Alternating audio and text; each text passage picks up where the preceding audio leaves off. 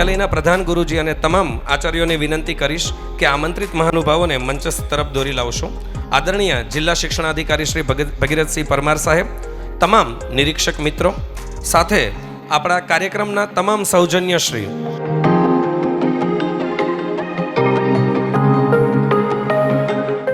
અને માગસર વદ અષ્ટમીના દિવસે 4 જાન્યુઆરી 2024ની સાંજે જ્યારે આકાશમાં તારલાઓ ટમટમી નથી રહ્યા ત્યારે નજર ઊંચી કરીને જગદીશ્વર ફાર્મ તરફ જોયું તો લાખો તારલા સમાન અમારા બાળકો અને માતા પિતા ચમકી રહ્યા છે. ત્યારે હું વિદ્યાલયના પ્રધાન ગુરુજી આચાર્ય શ્રી ચેતનભાઈ હિરપરાને વિનંતી કરીશ કે શાબ્દિક સ્વાગત અને પ્રસ્તાવના દ્વારા આપણે આજના આપણા કાર્યક્રમમાં સર્વ અતિથિઓને આવકારશું અને આજના કાર્યક્રમની આપણે આછેરી ઝલક મેળવીશું.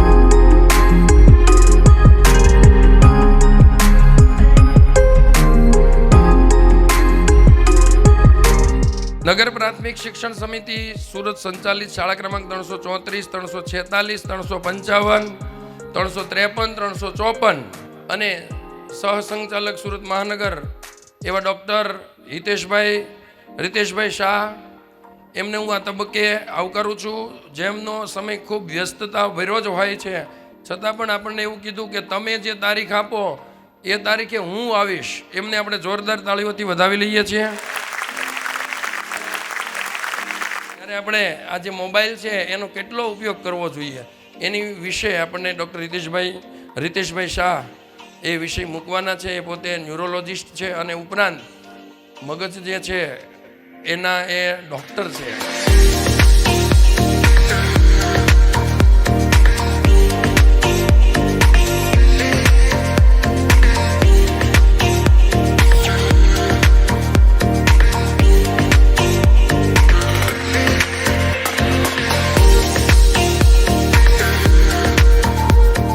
મારે 2-4 પ્રકલ્પોની વાત કરવી છે. શાળાના જે પ્રકલ્પો છે, એક તો નગર પ્રાથમિક શિક્ષણ સમિતિ સુરત દ્વારા આપણી શાળા સંચાલિત છે.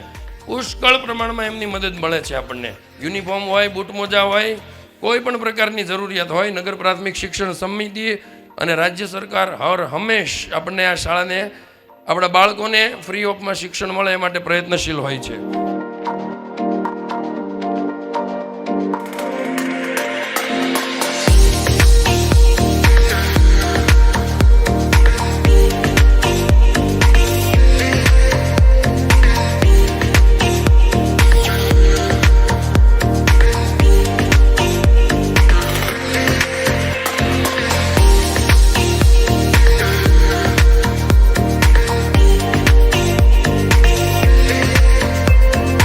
વિદ્યાલયમાં ચાલતા પ્રકલ્પોની આપણે વાત કરી એટલે જ આપણે કહીએ છીએ કે ગુજરાતની એવી સરકારી શાળા જે અસરકારી છે.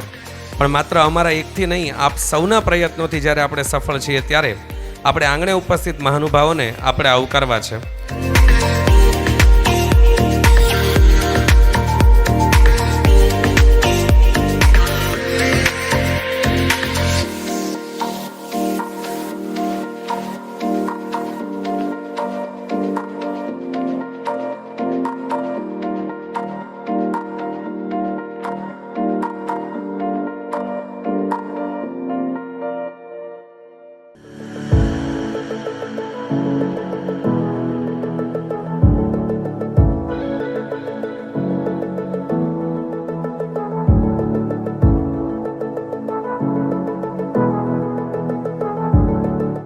સુદામા સાયકલ યોજના દ્વારા આપણે તેજાણી હેતવીબેન નિતેશભાઈ અને કાચા વિનલ હિતેશભાઈ આ દીકરીઓને સાયકલ આપી રહ્યા છીએ. તમામ મળી રહ્યા છે ત્યારે આ તાળીઓ એ ગુંજતી રહેવી જોઈએ ડોક્ટર રિતેશભાઈ શાહના સન્માનમાં. આજે એમની દીકરીની સ્કૂલમાં વાર્ષિક કાર્યક્રમ હોય એમાં એ મહેમાન તરીકે જવાનું ટાળીને જ્યારે આપણા બાળકોને પ્રોત્સાહન આપવા આવ્યા છે ત્યારે એક વખત ફરીથી જોરદાર તાળીઓથી આદરણીય ડોક્ટર રિતેશભાઈ શાહને સન્માનિત કરીએ.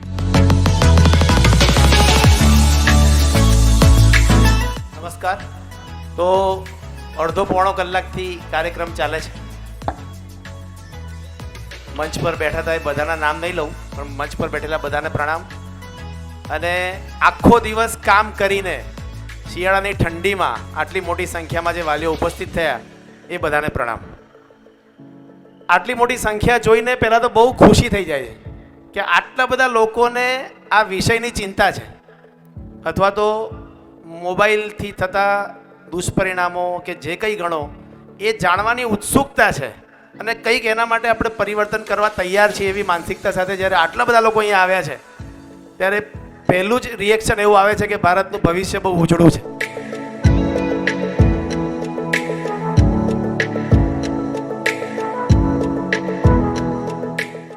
વિષયની શરૂઆત કરું. એક ઇઝરાયલના એક બહુ મોટા સાયન્ટિસ્ટ એટલે કહેવાય કે આમ હિસ્ટ્રીના માણસ છે પણ હિસ્ટ્રીમાં બહુ બધું રિસર્ચ કર્યું છે. એમનું નામ છે યુવલ નોવા હરારી.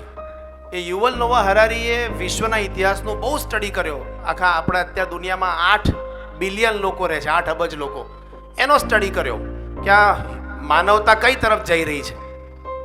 અને એણે એવું કીધું કે આગામી 100 વર્ષમાં માનવતા સામેના 3 મોટા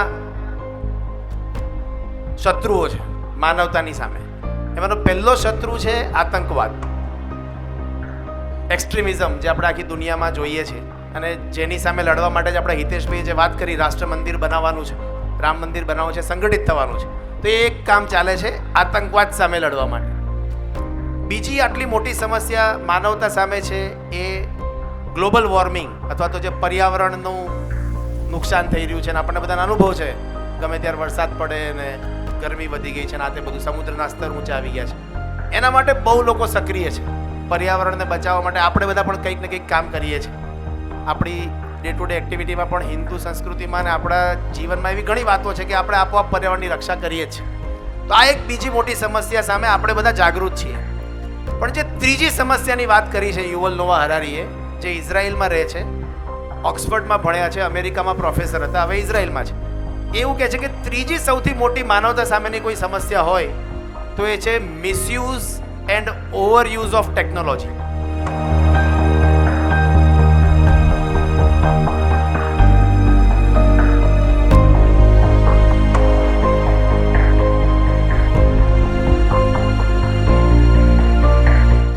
તો મોબાઈલ મગજને કઈ રીતે નુકસાન કરે એ કહેતા પહેલા નોર્મલ મગજનો વિકાસ કઈ રીતે થાય એના વિશે આપણે વાત કરીએ. તો મારી પ્રેક્ટિસમાં છે ને અમે લોકો બહુ બધા પેશન્ટ જોઈએ. આ બધા લિસ્ટ લખ્યું છે.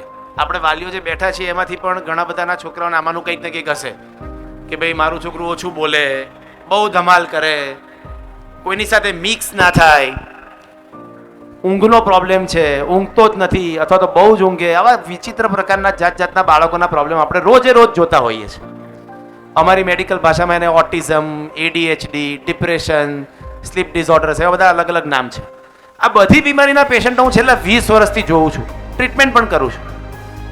આ બધા જ પેશન્ટોની ટ્રીટમેન્ટમાં જે હું સલાહ આપું છું કે તમારે આ દવા લેવાની અને આ કરવાનું, એની સાથે સાથે બધાને એક કોમન સલાહ આપું છું કે મોબાઈલ અને ટીવીનો ઉપયોગ બંધ કરી દેવાનો અથવા બહુ મોટું છોકરું હોય તો થોડો ઓછો કરી દેવાનો. તો આ સલાહ હું ક્યારે આપતો હોઉં? તમે ડાયાબિટીસના દર્દી તરીકે ડૉક્ટર જો જાઓ તો ડૉક્ટર શું કહે કે ભાઈ આ દવા લેવાની અને રોજ ચાલવા જવાનું, સુગર ઓછું લેવાનું, એવી 2 સલાહ આપે ને. એ સલાહ કેમ આપે? કારણ કે ડૉક્ટરને ખબર છે કે આ 2 કરવાથી અમારા ડાયાબિટીસને કંટ્રોલ થશે. એટલે 2 જ ડૉક્ટર કે તમને 25 સલાહ નહીં આપે, 1 કે 2 જ સલાહ આપે. બીપીનું પેશન્ટ હોય તો શું કે ભાઈ તમારે મીઠું ઓછું ખાવાનું એટલે બ્લડ પ્રેશર બહુ વધી ના જાય. તો આવી 1-2 સલાહ આપે. તો મારી સલાહ બધા પેશન્ટને શું હોય? મારી એટલે મારા જેવા બધા જ બાળકોના ડૉક્ટર, જે પીડિયાટ્રિશિયન હોય, ન્યુરોલોજિસ્ટ હોય, કે તમારા છોકરાનો મોબાઈલ વાપરવાનું ઓછું કરો એટલે તમને આ પ્રોબ્લેમમાંથી મુક્તિ મળી જશે. તો આટલી મોટી વાત અમે પબ્લિકને કહીએ જ છીએ 15-20 વર્ષથી કે ઓછો વાપરો તો તમને બીમારી નહીં થાય. પણ છતાં અમે જે સિચ્યુએશન જોઈએ છે સમાજમાં, તો સતત બધા મોબાઈલ એટલો બધો વધારે હદ વગરનો વાપરતા હોય છે કે જોઈને ઘણીવાર અરેરાટી થઈ જાય કે આનું કરવું શું, પણ હવે ત્યાં તો કંઈ થાય નહીં જે સિચ્યુએશનમાં હોય ત્યારે. તો નોર્મલ બાળકના મગજનો વિકાસ કઈ રીતે થાય? બાળક જન્મે પહેલાં ગર્ભમાં હોય ત્યારે 9 મહિના સુધી એના મગજનો વિકાસ થાય. જન્મ્યા પછી સતત થાય. તો બાળકના મગજના વિકાસ માટે 3 મુખ્ય પરિબળો જોઈએ. એમાં પહેલું પરિબળ જોઈએ જીનેટિક્સ, એટલે કે વારસો, જે આપણને આપણા બાપ દાદા આપે. મોરના ઈંડાને ચીતરવા ન પડે, એ રંગીન જ થાય. કેમ? કારણ કે એનું જીનેટિક્સ એવું છે. માણસનું છોકરું માણસ જ થાય, એ ઘોડો કે ગધેડો ન થાય, કારણ કે માણસને એવા જીન્સ મળ્યા છે, એ વારસો મળ્યો છે કે આપણે માણસ જ પેદા થઈએ. તો એ જીન્સ એ આપણા વિકાસ માટેનું એક બહુ મોટું પરિબળ છે. એ એક ફેક્ટર છે મગજના વિકાસ માટે. મા બાપના જેવા જીન્સ હોય એવા બાળક ના આવે. બીજું ફેક્ટર છે એન્વાયરમેન્ટ, વાતાવરણ. બાળક કયા વાતાવરણમાં ઉછરે છે એના આધારે એના મગજનો વિકાસ થાય. વાતાવરણ એટલે શું? તો આપણે જે રહીએ છીએ, આપણી આજુબાજુમાં જે વસ્તુ છે એને વાતાવરણ કહેવાય. આપણી હવા કેવી છે, આપણું પાણી કેવું છે, આપણો ખોરાક કેવો છે, આપણે સુવિધાઓ કેટલી ભોગવીએ છીએ, આ બધી વસ્તુને વાતાવરણ કહેવાય, જે બાળકના મગજના વિકાસમાં મદદરૂપ થાય. હું ધરમપુર બાજુ પેશન્ટ જોવા જતો હોઉં તો ત્યાં ખૂબ ગરીબ પેશન્ટ હોય. એટલા બધા ગરીબ પેશન્ટ હોય કે અમારી જોડે આવવાના ભાડાના પૈસા ના હોય, એટલા ગરીબ પેશન્ટ હોય.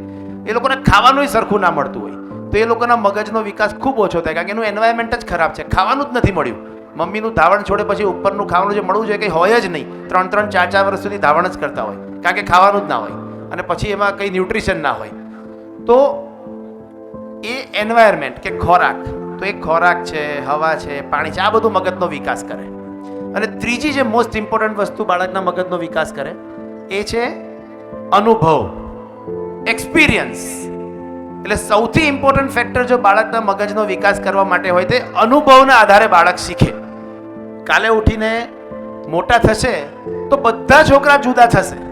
કોઈક ડોક્ટર બનશે, કોઈક એન્જિનિયર બનશે, કોઈક આર્કિટેક્ટ બનશે, કોઈક બિઝનેસમેન બનશે, કોઈક પોતાના પપ્પાનો વેપાર કરશે, કોઈક ખેતી કરશે, કોઈક ઉઠિયાણ થશે. આવું બધું અલગ અલગ થશે. આ જ સ્કૂલમાં ભણેલા, સેમ જીનેટિક્સ વાળા, સેમ વાતાવરણમાં પેદા થયેલા છોકરાઓ છતાં બધા મોટા થઈને અલગ અલગ બુદ્ધિના સ્તરે પહોંચે છે. આ 10 લાખ પર સેકન્ડ કોની સ્પીડ હોય? કોઈ કહી શકે આમાંથી? 10 લાખ પર સેકન્ડ આ સ્પીડ કોની હોય? પ્રકાશની ગતિ કેટલી? અમુક મોટા છોકરાને ખબર હશે, 3 લાખ કિલોમીટર પર સેકન્ડ. એટલી સ્પીડે પ્રકાશ જાય. એટલે સૂર્યમાંથી પ્રકાશ નીકળે તો 8 મિનિટે અહીંયા આવે, ચંદ્રમાંથી નીકળે તો અમુક સેકન્ડમાં આવે. તો પ્રકાશની ગતિ કરતાંય વધારે ગતિ છે આ તો, 10 લાખ પર સેકન્ડ. તો આ છે આપણા બ્રેઇનની અંદર દર સેકન્ડે પહેલા 2 વર્ષમાં થતા નવા બનતા કનેક્શન, પણ એ ન્યુરોન્સ એકબીજા સાથે જોડાયેલા ના હોય. એટલે આજે billions of neuron, A 1 સેકન્ડે 10 lakh neuron એકબીજા સાથે જોડાય. 1 સેકન્ડે 10 લાખ. તમે વિચાર તો કરો, 1 મિનિટમાં કેટલા થયા? 6 કરોડ થયા. અને 1 કલાકમાં 6 કરોડ ગુણ્યા 60 એટલે 360 કરોડ થયા. એટલે એક દિવસમાં 360 ગુણ્યા 24 એટલે જે થતા હોય. તો એક દિવસમાં આટલા બધા કનેક્શન આ ન્યુરોન્સ વચ્ચે બને. એ શેના આધારે બને? તો એ અનુભવના આધારે બને. હવે આના પરથી આગળ વધીએ કે હવે આ જે મોબાઈલ આપ્યો સપોઝ, તો આજે મગજની નોર્મલ પ્રક્રિયા મેં તમને સમજાવી કે બ્રેઇનના કનેક્શન બને, એના પર શું આડઅસર થાય એના વિશે વાત કરી. મગજની આડઅસર વિશે વાત કરતા પહેલા ખાલી મેન્શન કરવા માટે 2-3 વસ્તુ કહી દઉં.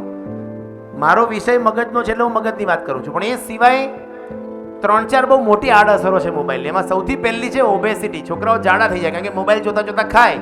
આજકાલ મોટા 80% લોકો મોબાઈલ જોતા જોતા ખવડાવે, તો બાળકને ક્યારે પેટ ભરાયું, ક્યારે બંધ કરવાનું કંઈ ખબર જ ન પડે. એટલે જોતા જોતા ખાધે જ રાખે. ટીવી જોતા હોય તો ટીવી જોતા જોતા ખાધે રાખે. મોબાઈલમાં ખબર જ ન પડે પેટ ક્યારે ભરે ક્યારે બંધ કરવાનું. એટલું બધું ખાય કે મોટા ભાગના જાડા થઈ જાય ને ચરબી વધી જાય. તો આજકાલ છોકરાઓમાં જાડાપણું બહુ મોટો પ્રોબ્લેમ છે દુનિયાનો, મોબાઈલને કારણે. બીજો પ્રોબ્લેમ છે ઊંઘ ના આવે. સાંજે મોબાઈલ વાપરો એટલે ઊંઘ ના આવે, એટલે સ્લીપના પ્રોબ્લેમ થાય. ત્રીજો પ્રોબ્લેમ પોસ્ચર. એ લોકોનું બધું ડોક નમી જાય ને અહીંયા નાનપણથી 8-10 વર્ષના છોકરાઓ કમરના દુખાવા સાથે બતાવવા આવે, એ ત્રીજો પ્રોબ્લેમ. ચોથો આંખો નબળી પડે. બધાના ચશ્મા હોય આજકાલ, કારણ કે નજીકથી જ જોવે. એટલે નોર્મલી આપણી આંખો નજીક દૂર બધું જોવા માટે બની છે, પણ સતત નજીકથી જુઓ તો ચશ્મા આવવાનું નક્કી હોય. તો આ બધી વસ્તુઓ તો થાય જ છે, એના વિશે ચર્ચા ડિટેલમાં નહીં કરીએ. પણ જે 5મું અંગ છે બ્રેઇન, એ મોબાઈલથી કઈ રીતે ડેમેજ થાય એના વિશે હવે નેક્સ્ટ 15-20 મિનિટ વાત કરશું. મગજમાં 4 વસ્તુ પર મોબાઈલ અસર કરે. એક તો બાળકની બુદ્ધિ પર અસર કરે, હું તમને સમજાવું કઈ રીતે અસર કરે. બીજું બાળકની બોલવાની કળા, સંવાદ કરવાની કળા પર અસર કરે. ત્રીજું એના વર્તન પર અસર કરે, બિહેવિયર. ઘણા બધા બચ્ચાઓ ચંચળ હોય. અને ચોથું એ આદિ બની જાય, એડિક્શન થઈ જાય, એનું એને બંધાણ થઈ જાય. એ એક બહુ મોટો પ્રોબ્લેમ છે. તો અમુક એવા ટાઈમ નક્કી કરો કે ટ્રાવેલિંગ ટાઈમે મોબાઈલ નહીં વાપરીએ, ટોયલેટમાં નહીં વાપરીએ, બેડરૂમમાં નહીં વાપરીએ. એવું ફિક્સ તમે નક્કી કરો. તો સાંજે 8 થી સવારે 8 મોબાઈલ બંધ. આવું કંઈક નિયમ બધા બનાવો. આટલું કરશો તો કંઈક પરિવર્તન તમારામાં આવશે, અને તો તમે છોકરાને કહેવા લાયક રહેશો કે ભાઈ હવે તમારે મોબાઈલ વાપરવાનો નથી. તો આટલી વાત કરી મારી વાત પૂરી કરું છું. Thank you.